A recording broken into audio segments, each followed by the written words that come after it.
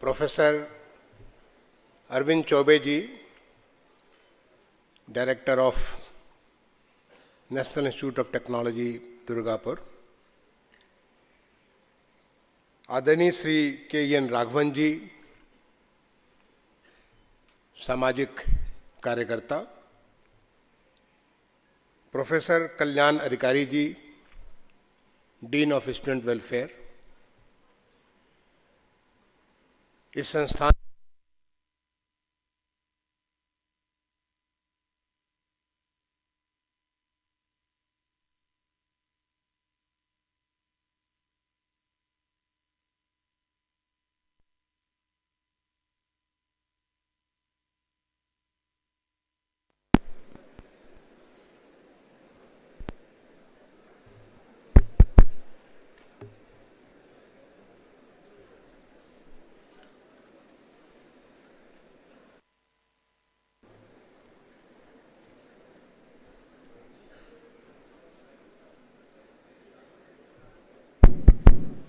इस संस्थान के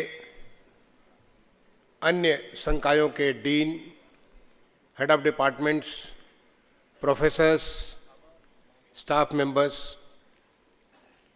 आज के इस इंडक्शन प्रोग्राम में आए हुए तमाम सारे अभिभावकगण, हमारे प्यारे बच्चों, a very good morning to all of you. A very good morning to all of you. So that shows this that you are awake. Otherwise you may be sleeping and you don't know from this distance. इतने दूरी से पता नहीं चलता कौन सो रहा कौन जगा हुआ है। A very good morning to all of you. Thank you, thank you. मैं सबसे पहले तो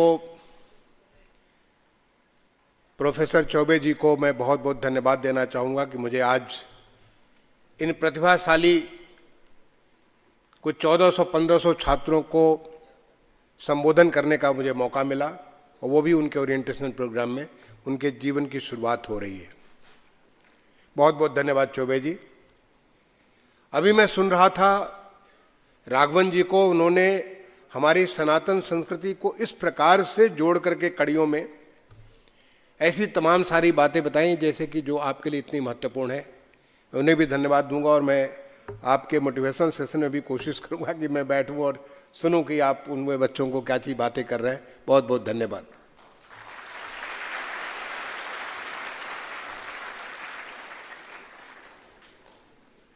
बच्चों, मैं आपको सबसे पहले तो बहुत बहुत बधाई देना चाहता हूं, खास तौर से उन लगभग 70% बच्चों को जो यहां पे मौजूद हैं, जिन्होंने एक प्रतियोगी परीक्षा के माध्यम से NIRF रैंकिंग में लगभग 3500 इंजीनियरिंग कॉलेजेस हैं, जिसमें 44वां स्थान है इस कॉलेज का। यह हमारे national institute of technology NIT जो है, कुछ 31 NITs में 9वां स्थान है। ऐसे महत्वपूर्ण संस्थान में आपको प्रवेश मिला, इस बात के लिए आपको बहुत बहुत बधाई।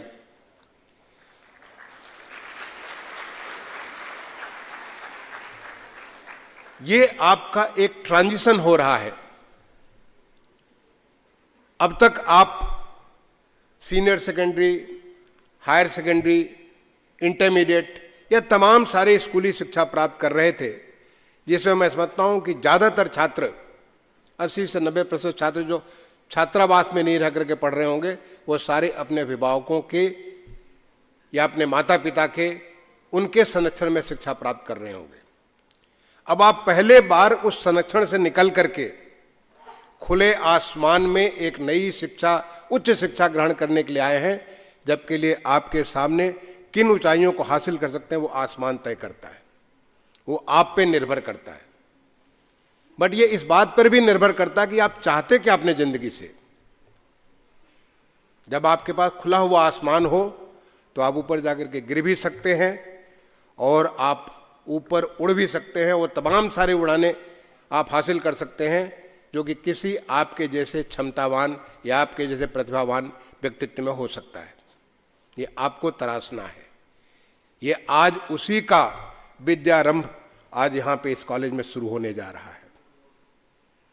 आप अगले 4 साल तक क्या करने जा रहे हैं, कैसे करने जा रहे हैं, ये सब बहुत ही महत्वपूर्ण है। मैं सुन रहा था, राघवन जी को भी सुन रहा था और हमारे प्रोफेसर चौबे साहब को भी सुन रहा था। उसके पहले अधिकारी जी ने बहुत सारी बातें कही। ये कॉलेज आपको बहुत कुछ दे सकता है, लेकिन आपके ऊपर निर्भर करता कि आप क्या लेना चाहते हो। और इसके लिए जो सबसे पहली जो जरूरत है वो है आपको अपना एक बेहतर स्वास्थ्य रखना है। अगर सेहत ही नहीं है तो आप कुछ नहीं कर सकते हो। मैंने देखा है, जो मैं क्योंकि 1978 में मैं आईआईटी कानपुर पहुंचा, तो जब मैं आईआईटी कानपुर पहुंचा तो वहां भी उस जमाने में हमारे साथ करीब 200 छात्र थे। लेकिन वो 200 छात्र 200 अलग अलग जगहों पे गए, अलग अलग रास्ते उन्होंने तय किए, और वो इस बात पे निर्भर हुआ कि उन्होंने क्या रास्ता वहां पे अख्तियार किया जब वो कॉलेज में थे। क्योंकि आपके पीछे कोई है नहीं कि आपके मम्मी पापा बता देंगे, आपके भाई बहन बता देंगे, आपके कोई रिश्तेदार नातेदार बता देंगे कि आप यहाँ गलत हो रहे हो, यहाँ सही हो रहे हो, आप ये कर रहे हो, ऐसे कर रहे हो, आपको ये करना चाहिए, ये नहीं करना चाहिए। उनके साथ कभी कभी संसर्ग होता है। अब आप पूरी तरह से स्वतंत्र हो, आत्मनिर्भर हो, और अगर आत्मनिर्भर नहीं हो तो आत्मनिर्भर बनने के रास्ते पे हो। तो जो सबसे पहला महत्वपूर्ण चीज है, आपका स्वास्थ्य बेहतर होना चाहिए। स्वास्थ्य बेहतर होने के लिए मैंने देखा कि कॉलेज में आके बच्चे जो है 9-9 बजे उठते हैं, 8 बजे उठते हैं, क्लास 10 बजे अपना तुरंत उठे, मंजन किया और क्लास में पहुंच गए। हमें तो हमारे पिताजी ने बचपन में, मैं एक गांव का रहने वाला हूं, गांव के एक छोटे से गांव में पैदा हुआ, शुरुआती शिक्षा मेरे गांव में हुए, लेकिन मेरे पिताजी कहते थे कि कभी भी उगा हुआ सूरज मत देखना जिंदगी में, हमेशा उगते हुए सूरज को देखो। उस जमाने में सोच के लिए हम लोग जाते थे तो सुबह 5 बजे उठ जाते थे, सीधे सीधे निकलते थे, जिसमें सूरज उग रहा उसको देखते थे। अगर आप अपने जीवन में एक इस प्रकार की एक डिसिप्लिन नहीं लाओगे तो ठीक है, बहुत आनंद आता है। सवाल ये उठता है कि आप अभी आनंद चाहते हो कि बाद में आनंद चाहते हो, क्या चाहते हो, अपने जिंदगी से क्या चाहते हो। तो स्वास्थ्य के लिए आवश्यक है कि आप समय से उठें, थोड़ी एक्सरसाइज जरूर करें, चाहे आप दौड़ना चाहते हैं, आप खेलना चाहते हैं, तमाम किस्म का खेल आप खेलना चाहते हैं, योगा करें। आज योग हमारे पूरे दुनिया में, माननीय प्रधानमंत्री जी के आशीर्वाद से आज पूरे दुनिया में योग, जो हमारे महर्षि पतंजलि ने मानव समाज के लिए इतना बड़ा स्वस्थ जीवन रखने के लिए इतना बड़ा उन्होंने जो योगदान दिया, आज पूरे दुनिया में योग हमारा जा रहा है। तो क्या हम अपने को योग को, प्राणायाम को, ध्यान को अपना सकते हैं? आप यहाँ पे बीज की उत्पत्ति के बारे में बात कर रहे थे, बीज से ब्रह्म तक ले जाने की बात कर रहे थे, तो क्या हम उसे जो है कर सकते हैं? यह आपके जीवन का अंग होना चाहिए। अच्छा न्यूट्रिशन, ठीक है, अच्छी बात है, बहुत सारी चीजें इस यंग एज में हमें फास्ट फूड बहुत अच्छा लगता है, लेकिन साथ ही साथ ये जरूरी है कि हमारा विकास हो, हमारा शारीरिक विकास हो, हमारा मानसिक विकास हो, हमारा आध्यात्मिक विकास हो, और उसके लिए आवश्यक है कि शुद्ध अच्छा भोजन भी हमें मिलना चाहिए। बीच बीच में आप कभी ले सकते हैं जरूर, ऐसा मैं आपको बिल्कुल रोक के लिए नहीं कह रहा हूं, लेकिन साथ में एक न्यूट्रिशियस फूड होना चाहिए, ताकि आप इस समय अपने आप को, जैसे एक योद्धा अपने आप को तैयार करता है किसी संग्राम के लिए, ऐसे अपने आप को तैयार करो जीवन के संग्राम के लिए। तो आपको स्वस्थ रहना सबसे ज्यादा आवश्यक है। आप स्वस्थ रहोगे, स्वस्थ रहने के साथ ही साथ अपने समय को ध्यान रखने की जरूरत है। समय एक ऐसी चीज है जो कि किसी का इंतजार नहीं करती। आप बड़े बड़े सम्राट हो सकते हैं, कुछ भी हो सकते हैं, लेकिन समय किसी का इंतजार नहीं करता। समय अपने गति से चलता ही रहता है। कल ही मैं भुवनेश्वर में था और वहां पे मैं मिला एक, इसमें वो करीब 90 साल के हैं, वो थे जब मेरी सगाई हो रही थी कलकत्ता में, उस सगाई में उसमें मौजूद थे, हमारे फादर इन लॉ के बैचमेट थे। उन्होंने कहा कि अरे तुम रिटायर कर गए हो। मैं तो सोच भी नहीं सकता था। और मैं रिटायर किया 40 साल भारतीय प्रशासनिक सेवा करने के बाद पिछले साल। नॉर्मली लोगों को बहुत कम वक्त मिलता है, मैं तो 22 साल की उम्र में ही भारतीय प्रशासनिक सेवा में ज्वाइन कर लिया था, और उसके बाद भी जब मुझे रिटायर होना था उसके बाद भी मैं 2.5 साल उत्तर प्रदेश का मुख्य सचिव रहा रिटायरमेंट के बाद। उन्होंने कहा कि हमें तो पता ही नहीं चला। वो खुद 90 साल के हो चुके हैं और मुझे बोले कि अरे तुम इतना 64 साल के हो गए हो। तो ये समय की गति, समय कभी किसी का इंतजार नहीं करता, समय को हमें प्रबंध करना पड़ता है। मैं समझता हूं कि इस चौबे जी यहां पे जरूर समय प्रबंध के बारे में कुछ एक कोर्सेज करते होंगे। समय अपने आप को कैसे प्रबंध करेंगे, नहीं तो आपके लिए मुश्किल हो जाएगा, इसको ध्यान रखने की जरूरत है। आपको अपने आप में अनुशासन रखना पड़ेगा। अब कोई आपको रोकने टोकने वाला नहीं है। इनफैक्ट बहुत सारे लोग हैं, चलो एक हल्का सा ड्रिंक हो जाए, एक सुट्टा मार ले। क्या आपको लगता है कि आईआईटी में हमें इसका सुविधा नहीं मिलती थी? जब मैं आईआईटी में 1978 में गया तो मुझे बहुत सारे लोगों ने इस बात के लिए, चलो कोई बात नहीं, एक बार तो कर लो, देख लो अगर आनंद आता है तो। एक छोटा सा ड्रिंक से कोई फर्क नहीं पड़ने वाला, एक बार तो कोशिश कर लो। किसी भी चीज की शुरुआत करने की जरूरत होती, लेकिन एक माँ बाप का दिया हुआ संस्कार था।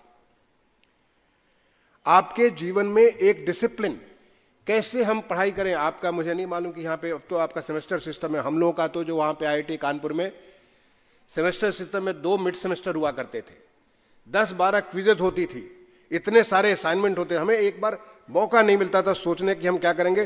पूरे 4 महीने हमारे सेमेस्टर से गुजर जाते थे, जैसे कि एक तेजी से रफ्तार से बहुत नदी बह रही है उस तरह से बहता चला जाता था। लेकिन उसका नतीजा क्या हुआ, कभी भी जिंदगी में किसी चीज से कभी हम डरते नहीं है, इतने निर्भीक बन गए कि कोई भी परीक्षा हो। जब भारतीय प्रशासनिक सेवा की जो सिविल सर्विसेज की परीक्षा थी, मेरा इलेक्ट्रिकल इंजीनियरिंग का पेपर आया था और अगले दिन मेरा फिजिक्स का पेपर था। लगातार 2 दिन हमें करीब 32 घंटे के भीतर में 12 घंटे में इम्तहान दे रहा था। मेरे छोटे भाई जो कि वहाँ पे इलाहाबाद विश्वविद्यालय पढ़े थे, उन्हीं के साथ रह करके मैं परीक्षा दे रहा था। बोले भैया कैसे इम्तहान दे पाओगे आप, लगातार 2 दिन तक आप इतनी बड़ी परीक्षा दे रहे हो। मैंने कहा कुछ नहीं, हमें तो पता भी नहीं चलता परीक्षा कब आती है कब जाती है। ये हमारे ऐसे हमारे जो हमारे खून में ऐसा बस चुका है। आईआईटी में हमें इतना ज़्यादा मैंने पढ़ने के अलावा और सारी चीज़ें करना पड़ता था कि जिसके लिए हमें कभी किसी चीज़ से डर नहीं लगता था। और ये केवल सेल्फ डिसिप्लिन, अगर हम सेल्फ डिसिप्लिन, क्योंकि हमें डिसिप्लिन करने वाला कोई नहीं है। मम्मी नहीं कहेंगे कि देखो बेटा पेरेंट टीचर मीट हुआ और तुम्हारा टीचर कह रही थी कि तुम्हारा तो सोशियोलॉजी में अच्छे नंबर नहीं आ रहे हैं, या तुम बहुत ज़्यादा शरारत करते हो क्लास में, या तुम्हारा मैथमेटिक्स में इस बार गड़बड़ हो गया, क्यों ऐसा हो गया, कोई नहीं बताने वाला। और हो सकता है एंड ऑफ द सेमेस्टर आप जाकर के अपने पेरेंट्स को बता दो, वो भी सोचेगा अब तो मेरा बच्चा बड़ा हो गया। तो सेल्फ डिसिप्लिन, स्वतः अनुशासन, ये स्वतः अनुशासन जब अपने आप पर डालेंगे तो उसका अपने आप लाभ मिलेगा। आपको लगता है कि मैं समझता हूं कि केवल पढ़ाई करना है, आपको केवल पढ़ाई नहीं करना, अपने को आपको आत्मविकास करना है, आपको हर प्रकार से मल्टीफेरियस पर्सनालिटी, क्योंकि ये समय आपका है। आप कॉलेज में आप आए हो इंजीनियरिंग करने के लिए, अच्छे मैं अपने साथ के लोगों को जानता हूं जो बाद में मीडिया फील्ड में चले गए, जो अच्छे स्पोर्ट्समैन बन गए, जो बहुत सारी उनको इतना सारा परिवर्तन हो गया। आपकी अपनी क्षमता को, और जो सबसे बड़ी चीज है आज हमारा एनईपी जो नेशनल एजुकेशन पॉलिसी 2020 जो है, वो हमारी सारी क्षमताओं को खोलने का, उसको विकास करने का एक इतना बड़ा मौका दे दिया है। आप जो चाहते हो बन सकते हो। मैं बताऊं आपको, अभी हमारे राय साहब बड़ी सारी बातें मेरे बताने में बहुत धन्यवाद, आपने जो कुछ बातें बताई। मैं न केवल आईआईटी कानपुर का 10.0 के साथ टॉपर था अपने पूरे बैच का, बल्कि पूरे बैच का बेस्ट ऑलराउंडर भी था।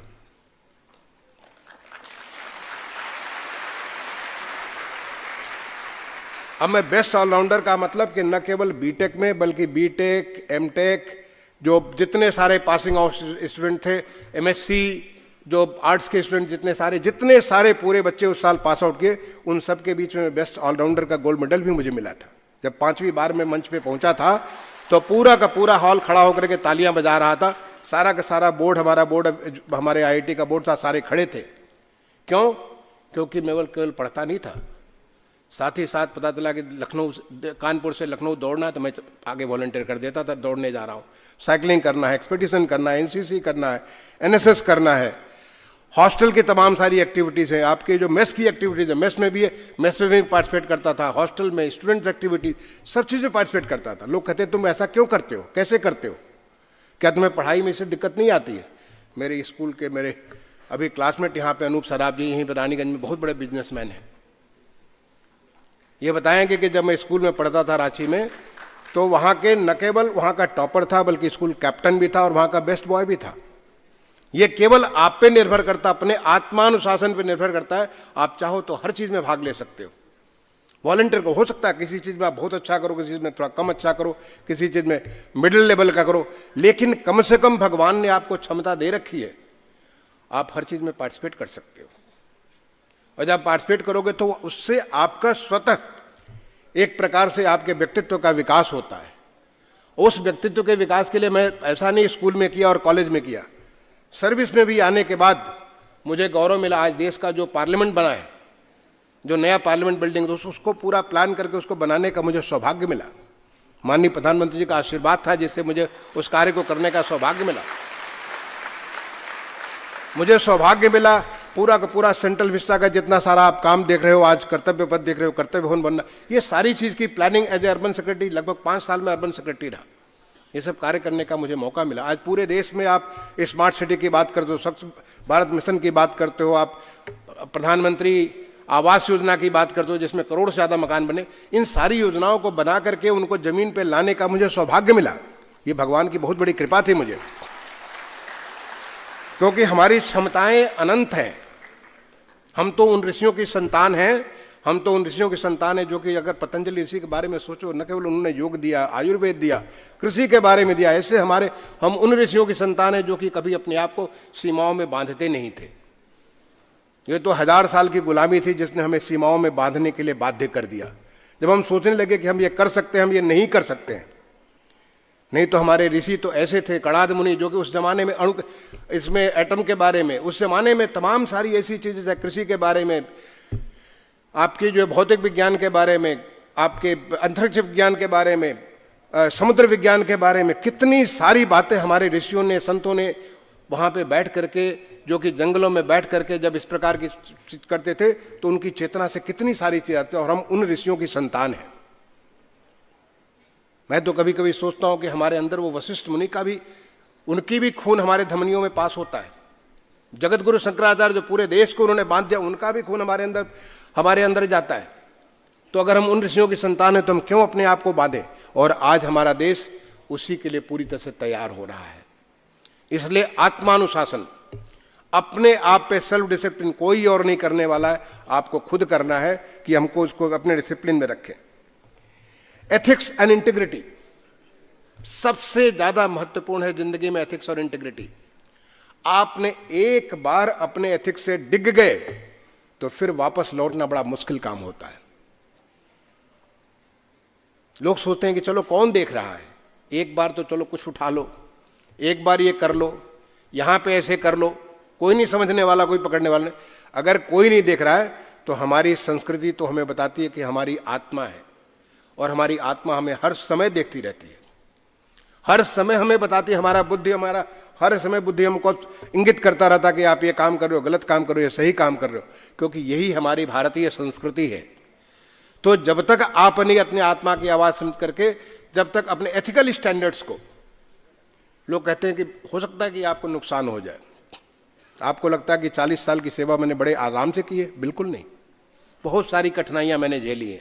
तब जाके वहां तक मुझे भारत सरकार में सचिव, और तब जाके उत्तर प्रदेश मुख्य सचिव का मुझे ओहदा करके, ओहदा मिलना मेरे लिए महत्वपूर्ण नहीं था, मुझे उस पद पहुंच पर के अपने देश के लिए बहुत कुछ करने का मौका मिला।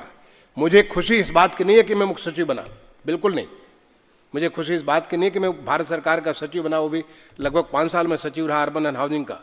मुझे इस बात की बहुत अंदर से खुशी है कि मुझे वहां पे पहुंचकर अपने देश को कुछ करने का मौका मिला। ये है हमारा जो है, और वो आपके एथिक्स से, और आपकी जो इंटीग्रिटी है, आपके हाईएस्ट लेवल ऑफ इंटीग्रिटी होनी चाहिए, ये हमेशा सोचिए। और इंटीग्रिटी और एथिक्स का जो सबसे बड़ा टेस्ट है, जिसको शिव खेड़ा जी कहते हैं मामा टेस्ट एंड बाबा टेस्ट। अगर आप कुछ भी कर रहे हो, मामा टेस्ट मतलब आप अगर कुछ भी कर रहे हो, आप सोचो कि अगर माँ आपको देखती वो करते हुए तो क्या आपका पीठ थपथपाती, या कहती बेटा गलत रास्ते पे जा रहे हो। माँ आपको हमेशा, क्योंकि माँ और बच्चे से बड़ा रिश्ता कुछ होता नहीं है, माँ अगर आपको देख रही है, मामा टेस्ट जो शिव खेड़ा जी कहते हैं कि माँ आपको देख करके बेटा बहुत अच्छा कर रहे हो, करते रहो, ऐसे आगे बढ़ते रहो, आप समझो कि आप एथिक्स पास कर गए। और दूसरा टेस्ट होता है बाबा टेस्ट। बाबा टेस्ट में अगर आपका खुद का बच्चा अगर आपको वही काम करते हुए देख रहा और कहे कि पापा बहुत अच्छा कर रहे हो, मम्मी बहुत अच्छा कर रही हो, ऐसे करो, तो आपको नहीं, तो अगर आपको लगता है कि मेरा बच्चा कहेगा अरे क्या कैसे आदमी का बच्चा मैं हूं, कौन हमारी मम्मी है, कौन हमारा पापा है, तो फिर वो इंटीग्रिटी, इसका मतलब कि बहुत ही पुअर इंटीग्रिटी है। तो आप हमेशा ये सोचिए, ऐसा नहीं सोचिए कि आपको कोई देख नहीं रहा है। ये इंटीग्रिटी एंड ऑनेस्टी ये हमारे संस्कृति में रमा बसा हुआ है, और ये हर बच्चे को, आप अंडर ग्रेजुएट स्टूडेंट हैं, आप ग्रेजुएट स्टूडेंट हैं, आप पीएचडी कर रहे हैं, मास्टर्स कर रहे हैं, कुछ भी प्रोग्राम कर रहे हैं, आपकी इंटीग्रिटी तय करेगी कि आप कितना लंबा रास्ता तय करोगे। अगर इंटीग्रिटी आपकी पुअर है तो हो सकता है कि आपको सफलता, सब कई बार होता है कि आपको इमीडिएटली तो सफलता मिलती है, तत्काल सफलता मिलती है, लेकिन बाद में जब नाव एक बार डूबना चालू हो जाती है तो फिर आपकी मझधार कहीं की कहीं चली जाती है। इसलिए अगर आपको लंबा रास्ता अगर तय करना है तो अपनी इंटीग्रिटी और अपनी एथिक्स को हमेशा हाईएस्ट लेवल का मामा टेस्ट, बाबा टेस्ट जो मैंने कहा, उसके हिसाब से हमेशा रखने की आवश्यकता है। एक जो दूसरी बात मैं बताना चाहूंगा वो है, हमेशा अपना लक्ष्य निर्धारित कर करके चलो। मेरे प्यारे बच्चों, आप हमेशा आपका लक्ष्य निर्धारित हो। आप सोचो, आज आप अंडर ग्रेजुएट हो, बहुत बड़ा सौभाग्य आपको। मैं नहीं कहता कि आप इतने बड़े बहुत प्रतिभावान हो, लेकिन हो सकता है आपसे ज्यादा प्रतिभावान बच्चे एनआईटी में नहीं आ पाए हो, क्योंकि परमपिता परमेश्वर ने सोचा है कि आपसे कुछ काम कराने के, इसलिए आपको मौका दिया और इतने बड़े इंस्टीट्यूट में आपको एडमिशन दिला दिया। लेकिन फिर आप अपना गोल तय करो कि अगले 5 साल के बाद मैं कहां रहूंगा, अगले 10 साल के बाद कहां रहूंगा, अगले 20 साल के बाद कहां रहूंगा। ये आपको हमेशा सोचना चाहिए। हो सकता है आप वहां ना पहुंचे, लेकिन कम से कम आप वो रास्ता तो तय करेंगे। और आज तो आपके लिए रास्ता स्वतः माननीय प्रधानमंत्री जी ने तय कर दिया है। हमारे देश के यशस्वी प्रधानमंत्री जी ने आपके लिए रास्ता तय कर दिया, विकसित भारत 2047। हमारा भारत जब 2047 में अपनी आजादी का 100वां साल मना रहा होगा, हम एक विकसित राष्ट्र होंगे। मैं आपसे पूछना चाहता हूं, किसी बच्चे, कोई बच्चा खड़ा होकर बताएगा विकसित भारत 2047 की ये पहले बार कब इसके बारे में सोच आई? कोई बच्चा बताए, खड़ा होकर के बताएगा? Anybody, just please raise your hand, please raise your hand.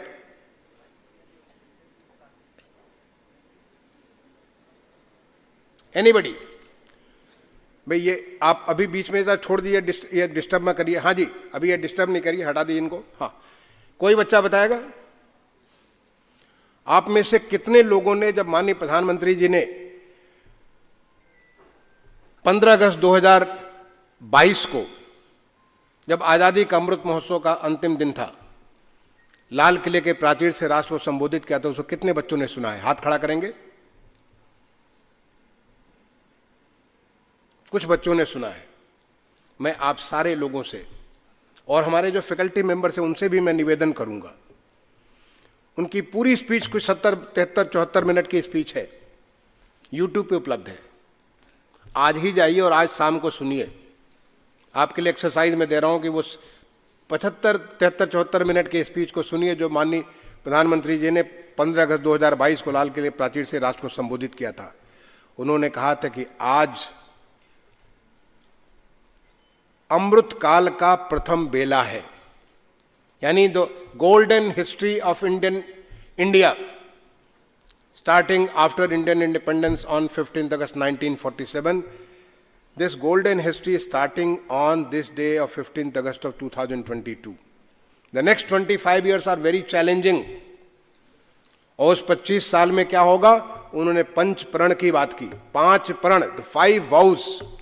और ये 5 प्रण प्रधानमंत्री जी के नहीं है, ये 5 प्रण हमारे देश के हैं, हम सबके हैं, आपके हैं, हमारे हैं, डायरेक्टर साहब के, सारे लोगों के 5 प्रण हैं। और उसका पहला प्रण क्या था? पहला प्रण था कि 15 अगस्त 2047 को हमारा देश विकसित राष्ट्र बनेगा। The country will become developed country by 15 अगस्त 2047। ये हमारा पहला प्रण था। This is the resolve of the whole nation कि हम 15 अगस्त 2047 को विकसित राष्ट्र बनेंगे। और उसको करने के लिए दूसरा प्रण क्या था कि हमें गुलामी की मानसिकता से बाहर निकलना है। जो हम 1000 साल गुलाम रहे हैं देश में, लगभग 1000 AD के बाद से तमाम सारी गुलामी हमारे अंदर रही है, जो हमारे खूनों में रस बस गई है, जो हम सोचते ही नहीं कि हम उन ऋषियों की संतान हैं जो खगोल शास्त्र से लेकर के समुद्र शास्त्र तक सब कुछ सारा देख सकते थे, पढ़ सकते थे।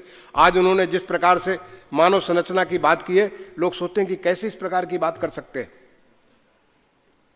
तब जबकि उनके पास इतने सारे इंस्ट्रूमेंटेशन नहीं थे, तब उनके पास ना डिजिटल, पता नहीं रहा होगा, लेकिन अभी हमको नहीं मालूम कि क्या उनके पास डिजिटल टेक्नोलॉजी थी कि नहीं थी, आर्टिफिशियल इंटेलिजेंस था कि नहीं था, लेकिन कैसे वो सब कुछ कर लेते थे। तो हम उस गुलामी की मानसिकता से बाहर निकलेंगे, जहां कहते हैं कि तुम ही सब कुछ हो, हम तो कुछ भी नहीं है।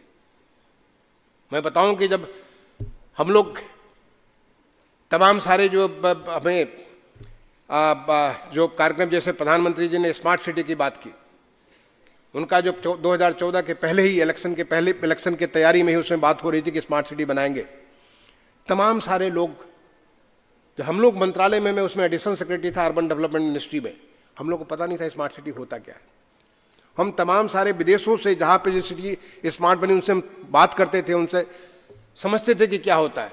लेकिन आज मैं पूरे गर्व के साथ कह सकता हूँ कि हमने ऐसा प्रोटोकॉल तैयार किया जो पूरे दुनिया को हम दे सकते, पूरे साउथ, ग्लोबल साउथ को हम दे सकते हैं कि ऐसे अपने शहर को आप स्मार्ट बना सकते हो।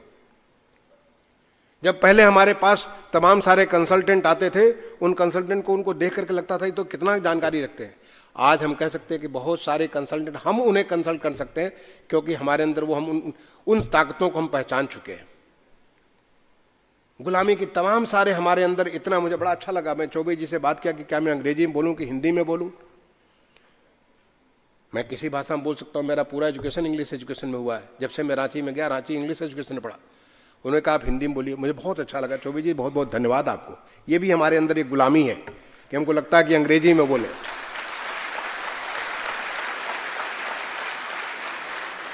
तमाम सारे वर्ल्ड फोरम पे मैं जाता हूं, मुझे पढ़ने का मौका मिला। ऑस्ट्रेलिया में मैं सिडनी में MBA किया, जब मैं हॉलैंड में जाकर के मास्टर्स किया, पब्लिक पॉलिसी में किया, सब जगह जाकर के वहां भी टॉप किया यूनिवर्सिटी में। और वही नहीं, बल्कि उन्हें देख के लगता है कि हम कितना ज़्यादा हम सोच सकते हैं, हमारा सोचने का तरीका कितना व्यापक है। वो बड़ा लीनियर सोचते हैं। ये हमारे अंदर सचमुच वास्तव में हमारे DNA में बहुत कुछ ताकत है, लेकिन हम वो गुलामी के मानसिकता थे जिसके नाते अपने को छोटा समझते थे। इस मानसिकता से हमें बाहर निकलना है और अपनी विरासत पे हमें गर्व करना है। हमारी इतनी समृद्ध विरासत है, किसी विषय में ले लीजिए, चाहे कृषि के बारे में आप बात करते, गो आधारित कृषि की बात कर रहे थे, राघवन जी बात कर रहे थे गो आधारित कृषि। आज नेचुरल फार्मिंग की बात करते, देखिए कितनी व्यापकता आ गई है गो आधारित कृषि के बारे में। ऐसी चीजें जिसके बारे में भी जानकारी नहीं थी।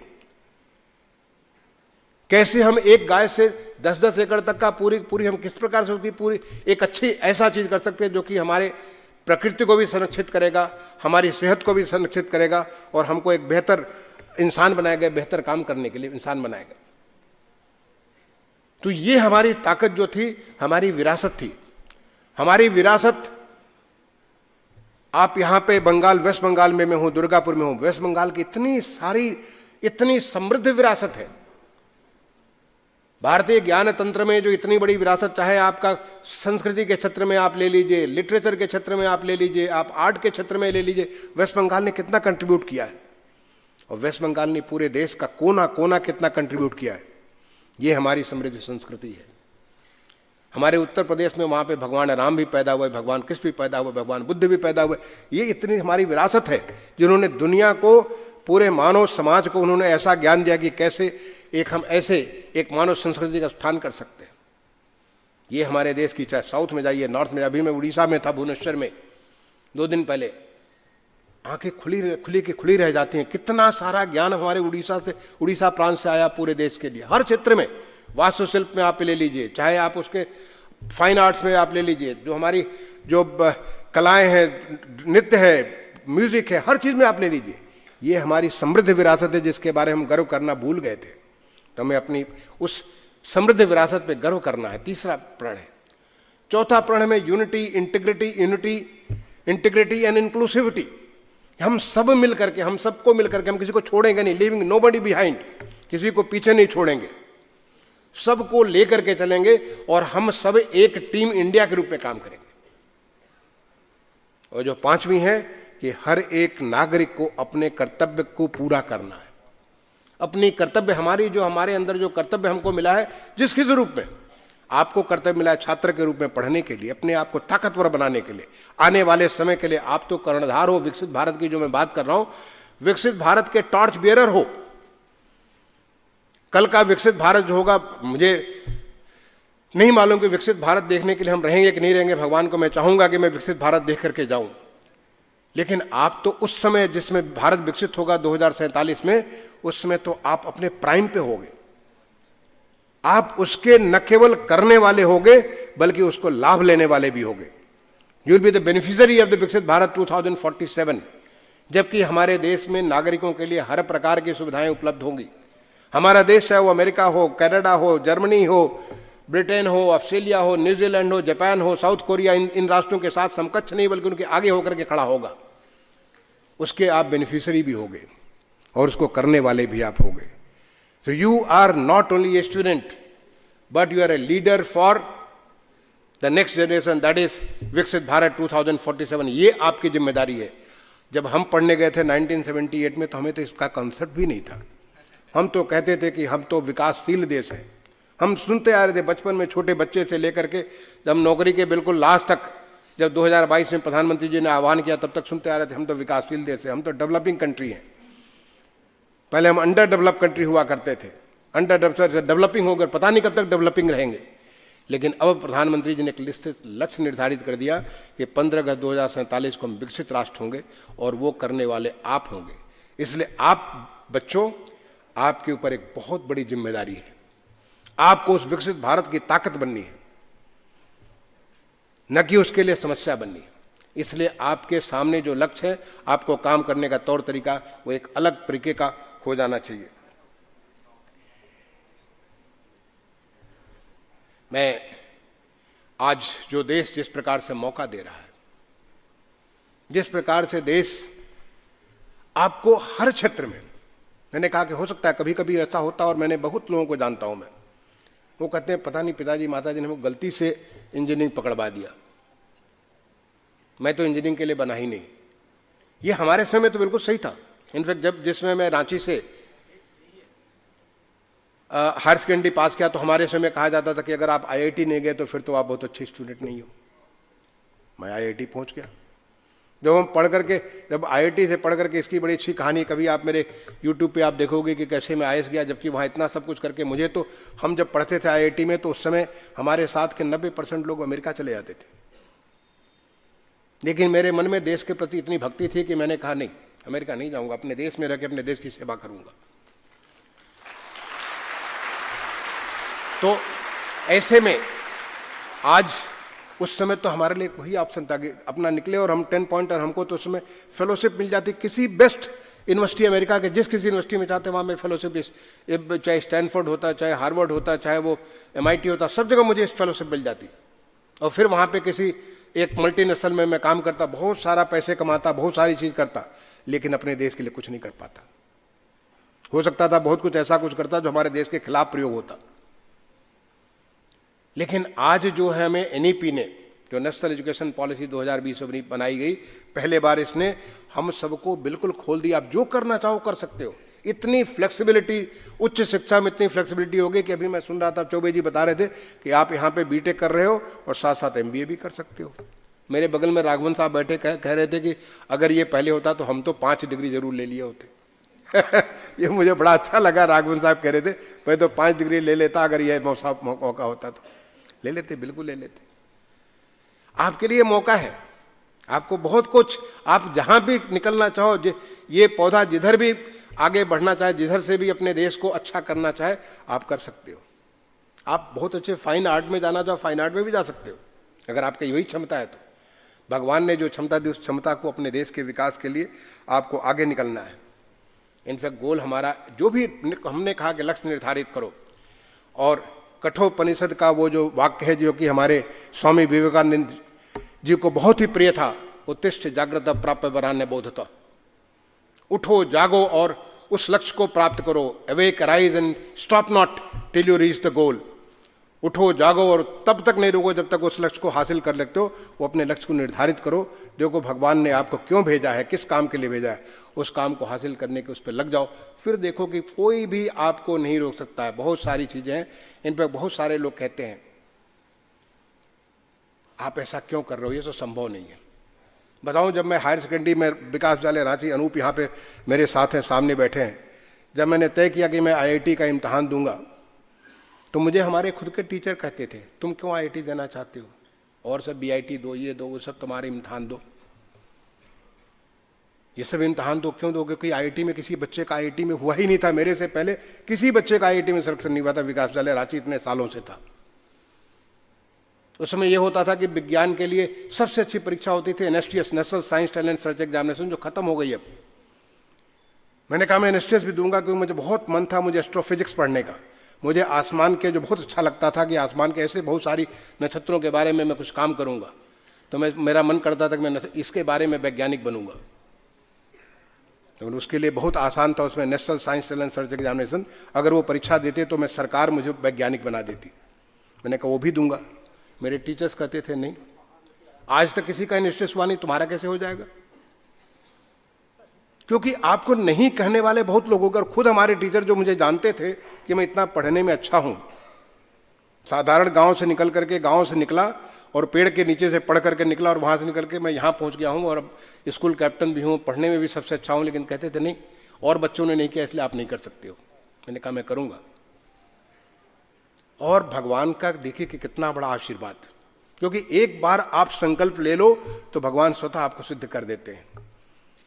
मैंने इम्तहान दिया NSTS का, NSTS में भी मेरा सिलेक्शन हो गया। केवल 100 बच्चों का सिलेक्शन होता था उस जमाने में, 100 बच्चे सेलेक्ट होते थे NSTS में, और उनको सरकार उन्हें गोद ले लेती थी वैज्ञानिक बन। मैं तो सरकार का बच्चा था, 12 साल की उम्र से मैं रांची में पढ़ने गया, सरकार मुझे पढ़ाई, मेरा NSTS में सिलेक्शन हो गया।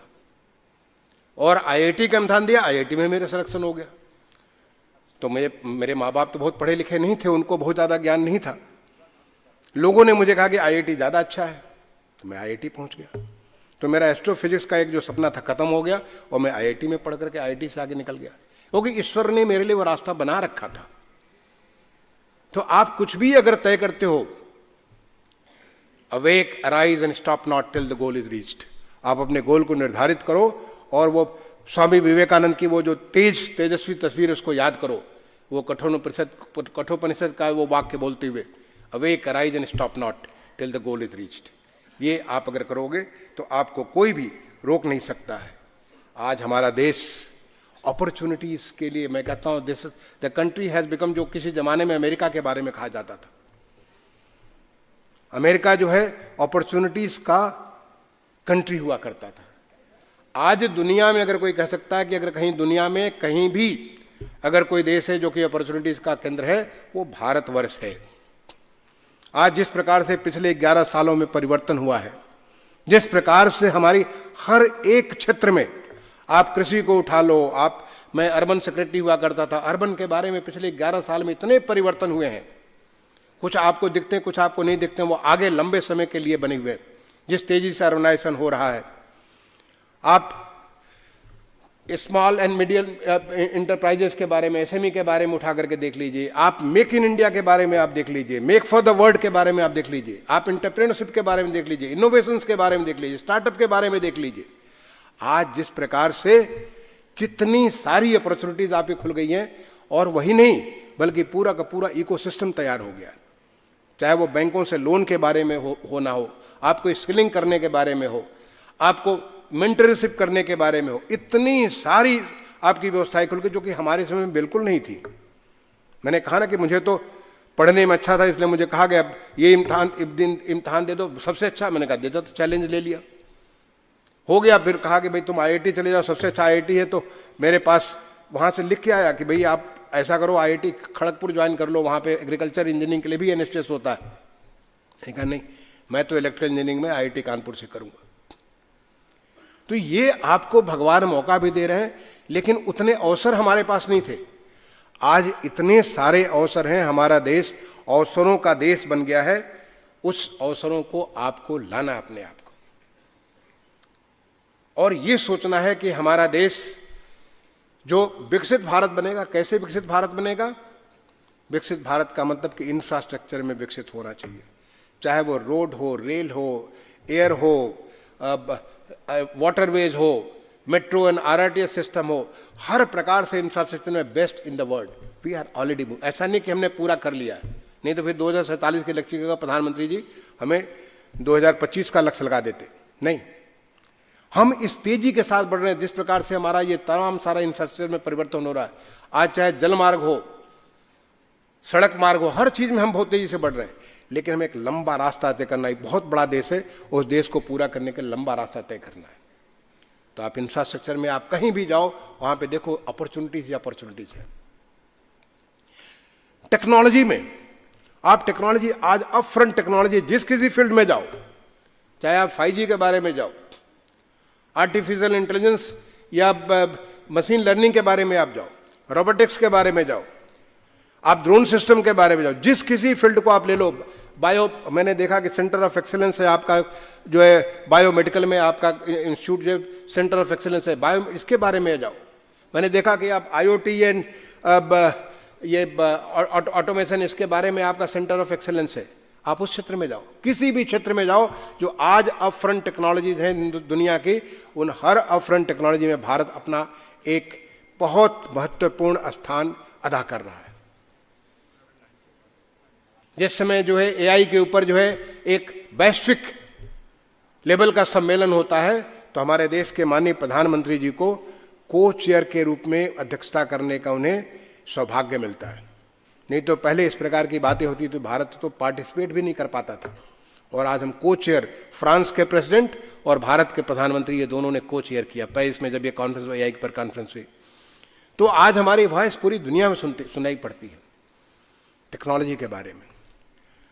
आज जिस प्रकार से हमारा जो है पूरा का पूरा जो ह्यूमन रिसोर्स का डेवलपमेंट का हो रहा है, परिवर्तन हो रहा है, हमारे चौबे जी आपको बताएंगे और बताते रहेंगे। इतने न तो पहले IIT बने, न तो इतने सारे हमारे अब एम्स बने, न इतने हमारे मैनेजमेंट के इंस्टीट्यूट बने, इतने हमारे स्कूल ऑफ प्लानिंग आर्किटेक्ट बने, या इतने सारे पूरा एक इकोसिस्टम। आपको जान करके खुशी होगी, जब मैं उत्तर प्रदेश का मुख्य सचिव था, केवल 2.5 साल में मैंने 43 नए विश्वविद्यालय, प्राइवेट विश्वविद्यालयों की अनुमति प्राप्त की, दे दी। 43 नए, उसके लिए ऐसा इकोसिस्टम बनाया कि 43 न्यू यूनिवर्सिटीज, प्राइवेट यूनिवर्सिटीज, सरकार की यूनिवर्सिटी तो बनती ही बनती है, प्राइवेट यूनिवर्सिटीज, और वही नहीं, उनमें से 12 तो हमारे सामने चालू भी हो गई। और ये केवल उत्तर प्रदेश की नहीं है, पूरे देश की ये व्यवस्था है। जिस प्रकार से एक ऐसा ecosystem, ease of doing business हो रहा है कि जिसके माध्यम से हमारा एजुकेशन के बारे में इतना सारा परिवर्तन, पूरा पढ़ाई करने का तौर तरीका ही आपका डिजिटल माध्यम ने इतना परिवर्तन कर दिया।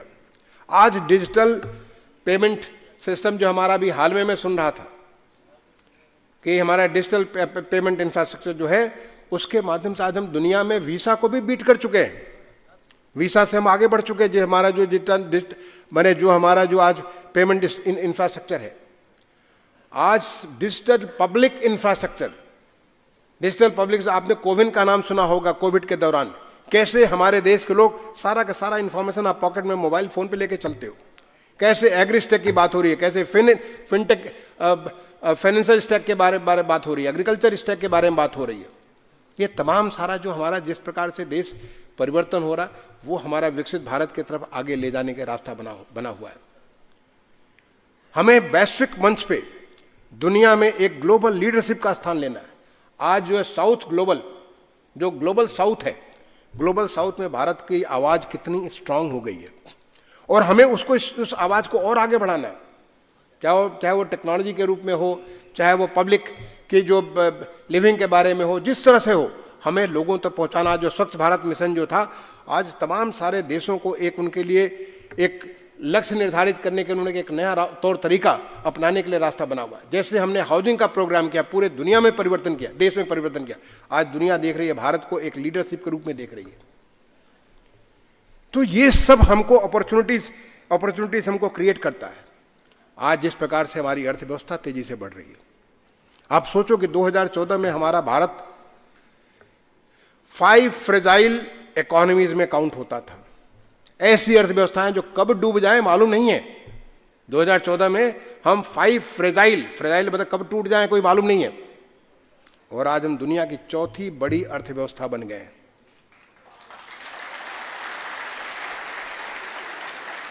ये दिन दूर नहीं है जब हम बहुत जल्दी तीसरी अर्थव्यवस्था बन जाएंगे। और जो हमारे एक्सपर्ट्स हैं, विशेषज्ञ हैं, उनका अनुमान है कि 2047 तक हम लगभग 35 से 40 ट्रिलियन डॉलर की इकॉनमी बन जाएंगे। यानी हमारा जो है पर कैपिटा इनकम जो है करीब 2,500 से लेकर के अपने 25,000 से लेकर के 27,000 डॉलर पर कैपिटा इनकम हो जाएगा। आप सोचो अपने आप को 2047 में ले जाकर के सोचो, आप कितनी उम्र के होगे? 45 के, 50 के, 55 के? वो बिल्कुल प्राइम एज होती है। उस एज में हमारे देश का पर कैपिटा इनकम करीब 25 से 27,000 डॉलर पर कैपिटा इनकम होगा। देश की हमारी इकॉनमी करीब 40 ट्रिलियन डॉलर की इकॉनमी होगी। और सब रास्ता ये कहने की बात नहीं, ये सब कुछ आज नजर आ रहा है। मैं बहुत नज़दीक से 7.5 साल भारत सरकार का एडिशनल सेक्रेटरी था, भारत सरकार में सचिव था, नज़दीक से इन सारी चीज़ों को देखा हमने बहुत नज़दीक से जब मुख्य सचिव था उत्तर प्रदेश में तब इसको चीज़ों को देखा, और मैं पूरे कॉन्फिडेंस के साथ कह सकता हूँ कि हमारा देश आज उस रास्ते पे चल रहा है। तो आपको उस इकॉनमी का जो पार्टिसिपेट, जो हमारा जो इतनी जो 40 ट्रिलियन डॉलर इकॉनमी बनने वाली है, उस इकॉनमी के लिए क्या करने वाले, किस रूप में करने वाले हो, आप उसके हिसाब से अपने लक्ष्य को निर्धारित करो। आज जिस प्रकार से इनोवेशन हमारे देश में इतना तेजी से बढ़ रहा है, अभी मैं सुना कि आप बात कर रहे थे इंक्यूबेशन सेंटर की, आप बात कर रहे थे। अब मैं IIT जाता हूं, जब मैं जिस IIT में मैं पढ़ा था मुख्य सचिव के रूप में, मैं कई बार वहां गया। जब हम पढ़ते थे तो सब कोई अपना, जब वो तीसरा साल पढ़ता था तो बच्चे अपना ट्विस्ट करना चालू कर देते थे जैसे वो अमेरिका पहुंच गए। लेकिन आज मैं जब IIT जब जाता था, एज चीफ सेक्रेटरी जाता था, और IIT में मैं देखता था कि बच्चे स्टार्टअप पे काम कर रहे हैं, बच्चे किसी इंक्यूबेशन में काम कर रहे हैं, बच्चे किसी ऐसे प्रोजेक्ट्स में काम कर रहे हैं जो आने वाले समय में समाज के किसी न किसी समस्या को ठीक करेगा। क्यों? क्योंकि आज हमारा ईज ऑफ डूइंग बिजनेस और ईज ऑफ लिविंग के बारे में सरकार का फोकस बहुत बढ़ गया है। कैसे हम लोगों के जीवन को आसान बना सकते हैं, कैसे हम जो काम करने के तरीके को आसान, उसको क्या क्या चीजें कर सकते हैं। आपके यहां तो जो उन्नत भारत अभियान में आप पार्टिसिपेट करते हो, और उन्नत भारत अभियान में जो खासतौर से हमारे मास्टर्स और PhD के जो बच्चे हैं, वो जरूर यहाँ पे आसपास के गांव में जाते होंगे, देखते होंगे कि कैसे रहते हैं, क्या करते हैं। आप कैसे एप्रोप्रिएट टेक्नोलॉजी का उपयोग करके कैसे सस्टेनेबिलिटी के बारे में देख सकते हो कि हमारा एग्रीकल्चर और ज़्यादा सस्टेनेबल बन जाए, वहाँ पे हमारे रिसोर्सेज का कम से कम उपयोग हो, कैसे हमारा उत्पादन बढ़े, कैसे हमारा किसान भाई जो अन्नदाता किसान है वो कैसे और ज़्यादा मजबूत बने, उसकी अर्थव्यवस्था और कैसे सुधरे, इसके बारे में काम हो रहा होगा। आप जो है, मैंने देखा कि जब मुझे जो चौबे जी ने सूचना दी थी कि आप उसमें राष्ट्रीय आविष्कार अभियान जो है उसमें भी पार्टिसिपेट करते हो। आप चाहते हो कि कैसे हमारे जो स्कूलों के बच्चे, उनके अंदर वैज्ञानिकता, कैसे उनसे गणित के बारे में, कैसे उनको जो सस्टेनेबिलिटी के बारे में, इन सब चीज़ों के बारे में, कॉन्सेप्ट के बारे में कैसे उन बच्चों को हम करें ताकि जब वो कॉलेज पहुंचे तो उसके लिए वो उत्सुक हो। मुझे ध्यान आता है कि जब हम IIT में पढ़ते थे उसमें हमारे लिए ये सब चीज़ें तो नहीं होती थी, लेकिन मैं नेशनल सर्विस स्कीम एक होती है, NSS होती है, NSS का बहुत ही एक्टिव मेंबर था, NCC का बहुत ही एक्टिव मेंबर था। इनफैक्ट मैं सीनियर अंडर ऑफिसर भी रहा अपने तीसरे साल में जाकर के। और हम जाते थे, गाँव में जाते थे। जब मैं स्कूल में था तब भी गाँव के, जब रांची पढ़ता था, वहाँ के आसपास के ट्राइबल विलेजेस में जाते थे हम काम करने के लिए। NSS में भी था, तब मैं NCC में भी था, अपने स्कूल में भी था और कॉलेज में भी था। और जाते थे इन लोगों के साथ गाँव में जाकर के हम क्या कर सकते हैं, उनकी शिक्षा कैसे बेहतर कर सकते हैं, लोगों की ज़िंदगी कैसे आसान कर सकते हैं। आज बहुत सारी चीज़ें तो हमको जानकारी दे करके आसान कर सकते हैं। जो सरकार ने इतना सारा तंत्र बना रखा है, उस तंत्र की जानकारी पहले तुम्हें खुद होनी चाहिए और तब हम दूसरों को उसकी जानकारी दे सकते हैं। तो कैसे हम ये जो आपको मौका मिला हुआ है, उस मौके का कैसे आप लाभ ले सकते हैं, कैसे आप इसके माध्यम से जो ज्ञान हुनर आपको मिल रहा, आप यहाँ पे सीखते हो, यहाँ पे कुछ सीखते हो, और उस सीखने वाली चीज को वास्तव में जमीन पे, धरातल पे कैसे आप प्रैक्टिकली इंप्लीमेंट कर सकते हो, ये आपको मौका मिलता है। ऐसे मौके हमें पहले बहुत वॉलंटरली थोड़े बड़े मिल जाते थे, लेकिन आज तो वो इकोसिस्टम ही बन गया है, क्योंकि देश हमारा विकसित भारत बनने के लिए आगे बढ़ रहा है। आज हमें यहाँ पे तो इतने सारे जो चार जो सेंटर ऑफ एक्सीलेंस है, बहुत लोग कहते हैं, मैंने बहुत बच्चों को देखा है, क्योंकि मैं खुद और बड़े नज़दीक से देखता हूँ। मैं जाता हूँ, जहाँ भी जाता हूँ वहाँ पे बहुत कोशिश करता हूँ नज़दीक से बच्चों को देखूँ। वो अपनी जो बातें कहानी सुना रहे थे आपको, जो है राघवन साहब कहानी सुना रहे थे कि मैं तो गोल्ड मेडलिस्ट हूँ, टॉपर हूँ, मैंने ये किया, लेकिन ज्ञान कुछ नहीं है। किताबी ज्ञान से कुछ नहीं होता है। किताब के ही अगर आप उसमें अपने आप को बांध के रखें तो उससे कुछ नहीं होता है। हो सकता है थोड़े समय के लिए आप सक्सेसफुल हो जाए, हो सकता है आपको 40 लाख की पैकेज मिल जाए, क्या मालूम आपको 80 लाख का पैकेज मिल जाए, लेकिन वो 80 लाख का पैकेज आगे काम नहीं करने वाला है जब तक आपको व्यवहारिक ज्ञान नहीं होगा, जब तक आपको जमीनी हकीकत, जब तक आप सोसाइटी के साथ जुड़ करके उनकी समस्याओं को निदान करने का नहीं सोचेंगे, आप उसका लाभ नहीं मिलने वाला। लाभ तो तब मिलेगा। और इसीलिए ये सब सारी बातें आज हमारा जो एनईपी के माध्यम से ये सब सारी बातें हमारे अंदर डालने की कोशिश की जा रही है। इसलिए वॉलंटरली आप क्लास तो पढ़िए, पढ़ाई करिए, लेकिन क्लास में पढ़ने के साथ ही साथ आप और भी चीजें करिए।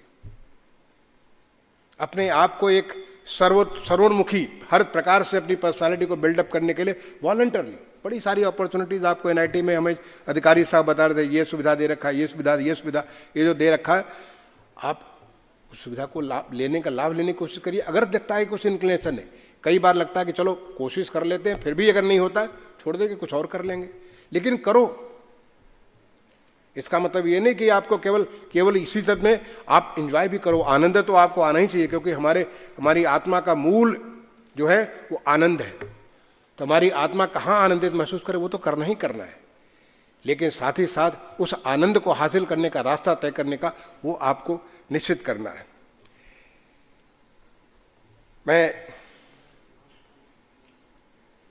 गांधी जी ने एक बात कही थी कि आप आज जो करते हो वो आपको भविष्य आपका तय करता है। वह गांधी जी, बल्कि ये बहुत सारे लोगों ने हमारे जीवन में इतनी सारी बातें लोगों ने कह रखा है, आज जो तय करते हो वो आपका जीवन तय करता है।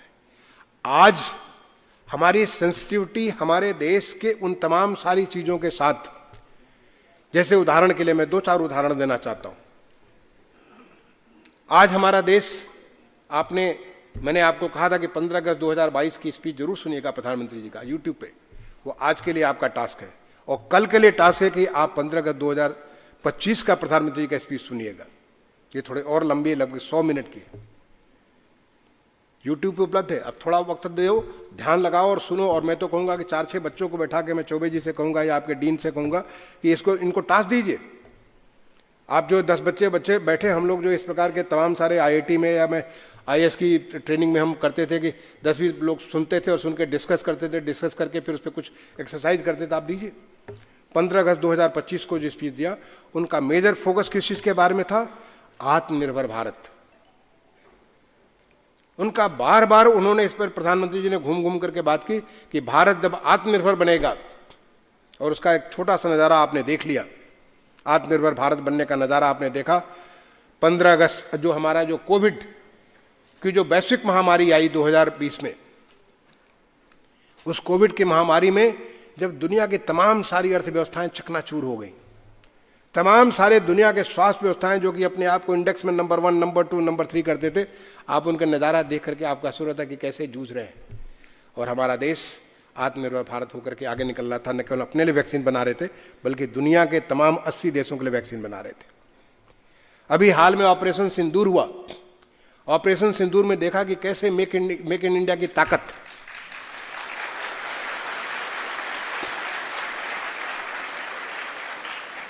मैं ऐसे कुछ प्रतिभाशाली लोगों को जानता हूं जिन्होंने उसमें कंट्रीब्यूट किया, जिन्होंने उस टेक्नोलॉजी में कंट्रीब्यूट किया। तो आज जो आत्मनिर्भर भारत बनने के लिए जो हमारा एक अभियान चल रहा है, वो एक प्रकार से ये यज्ञ चल रहा है, आत्मनिर्भर भारत का यज्ञ चल रहा है, उसमें आप कैसे आते हो?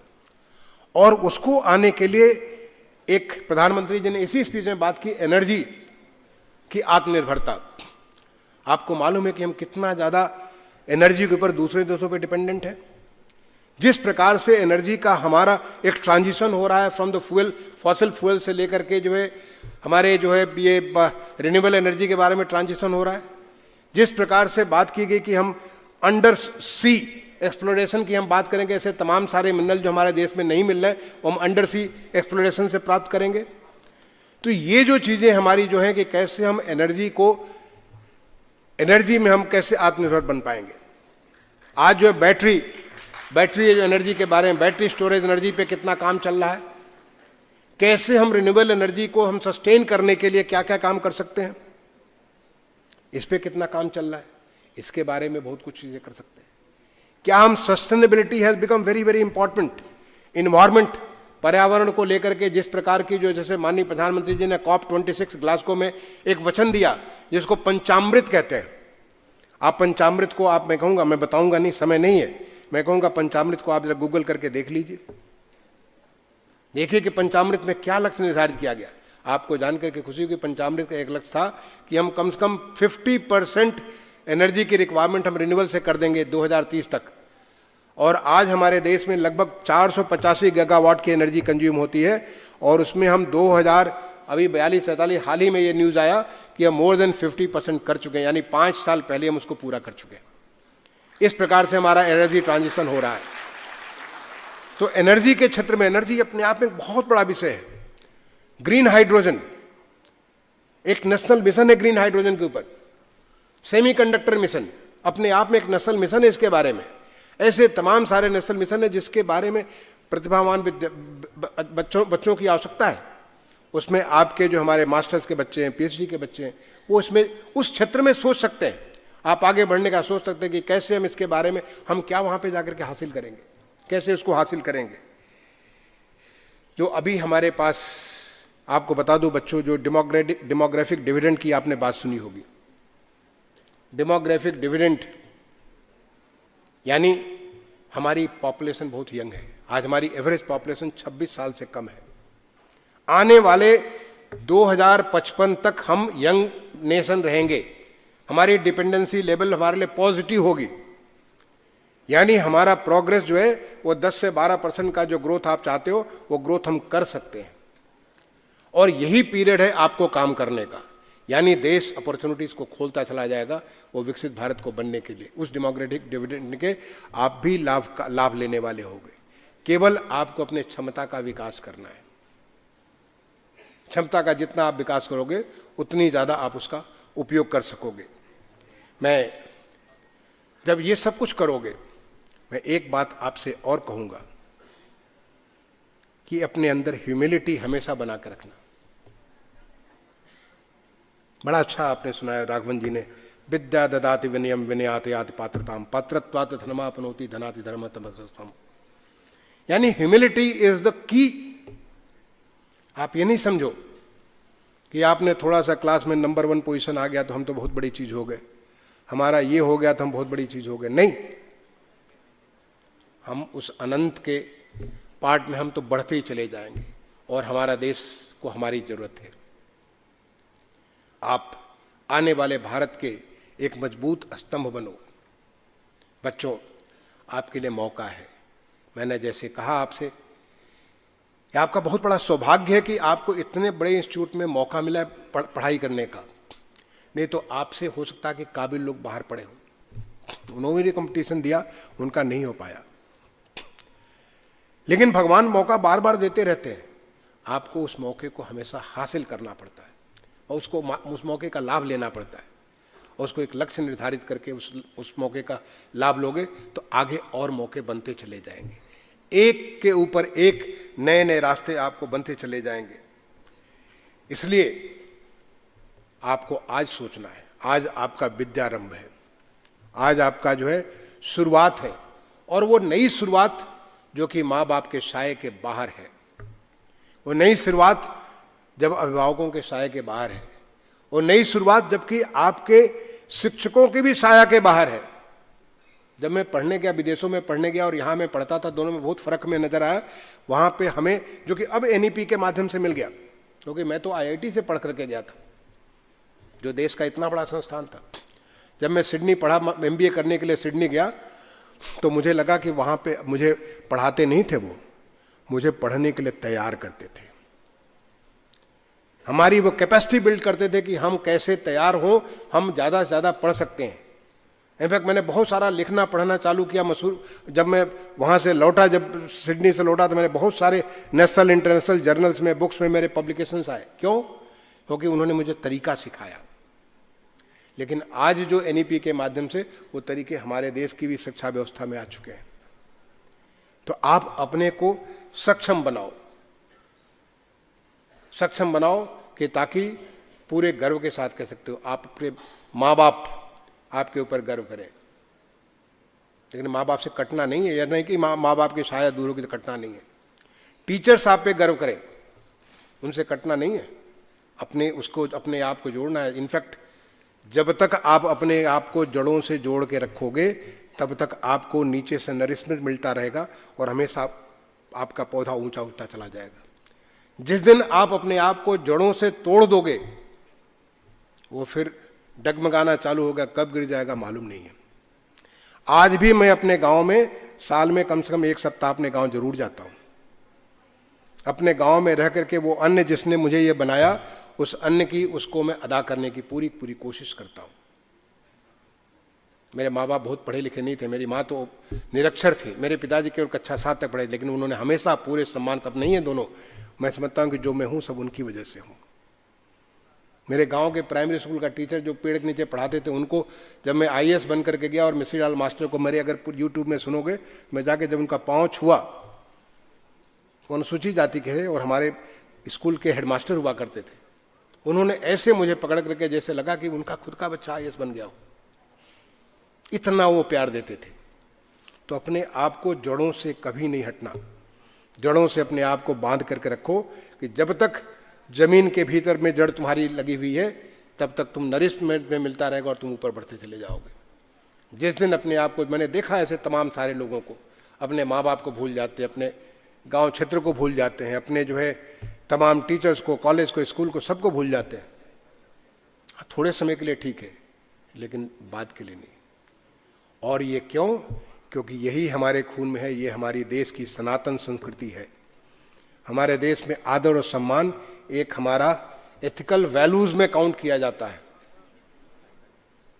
ये जुड़ाव बना रहे। मैं आप सारे लोगों को अपने तरफ से बहुत बहुत बहुत शुभकामनाएं देता हूं। आप अंडर ग्रेजुएट हो, ग्रेजुएट हो रहे हो, पीएचडी हो, ऐसा कुछ काम करो जिससे आप भी अपने आप को गर्व महसूस करो, आपके माँ बाप भी आप पे गर्व महसूस करें, आपके शिक्षक भी आप पे गर्व महसूस करें। और सबसे बड़ा बात, सबसे ऊपर हमारी भारत माता है। भारत माता आपके ऊपर गर्व करें कि हमारे इस बच्चे ने हमारे देश को ये ताकत दी। आपको भगवान ने मौका दिया, उस मौके का पूरा लाभ लेकर के आगे बढ़ते जाओ। उत्तिष्ठ जागृत प्राप्य परान्न बोधत। उठो, जागो, तब तक संघर्ष करते रहो जब तक कि आपको वो लक्ष्य हासिल न हो जाए। इन्हीं बातों के साथ मैं अपनी बात को विराम दूंगा। धन्यवाद।